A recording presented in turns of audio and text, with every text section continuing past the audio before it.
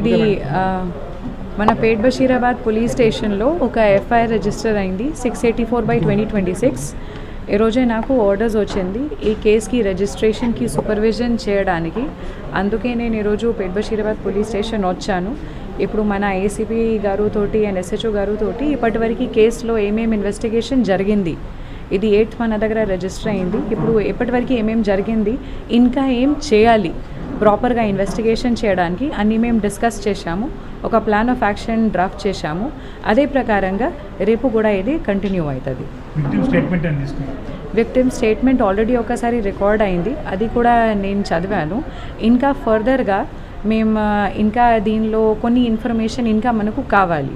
అందుకే మేము మళ్ళీ ఒకసారి ఆమెతోటి మాట్లాడతాము.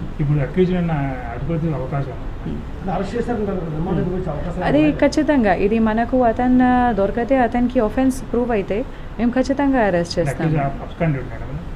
ఇప్పటివరకు అక్యూజ్ గురించి మనకు ఇన్ఫర్మేషన్ లేదు. నాకే ఈరోజే దీని నుంచి కేసుకి సంబంధం లేదు. ఒక పాక్సో కేసు మన దగ్గర రిజిస్టర్ అయింది. పాక్సో కేసు రిజిస్టర్ అయిన తర్వాత ఇప్పటివరకు చట్టం ప్రకారంగా ఏమేం కేసులు చేయాలి, లాస్ట్ 1-2 డేస్లో కూడా మన వాళ్ళు చాలా ప్రయత్నం చేసి అన్ని డాక్యుమెంటేషన్ కలెక్ట్ చేశారు. అక్యూజ్ గురించి కూడా మేము ఇప్పుడు ఇన్ఫర్మేషన్ సిడిఆర్ నుంచి మేము ప్రయత్నం చేస్తున్నాము.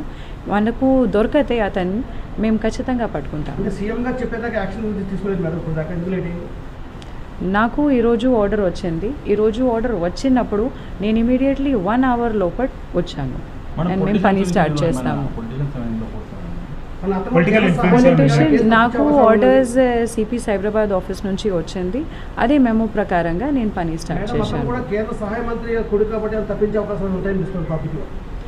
నా కోసం ఇది మన పోలీస్ స్టేషన్లో ఒక పాక్సో కేసు రిజిస్టర్ అయింది. ఇది విక్టిమ్కి ప్రాపర్గా జస్టిస్ ఇవ్వడానికి మన బాధ్యత ఉంది. కేస్ కంప్లైంట్లో ఏమేమి ఉంది అది అన్నీ వెరిఫై చేసి ప్రాపర్గా ఇన్వెస్టిగేషన్ మేము చేస్తాము.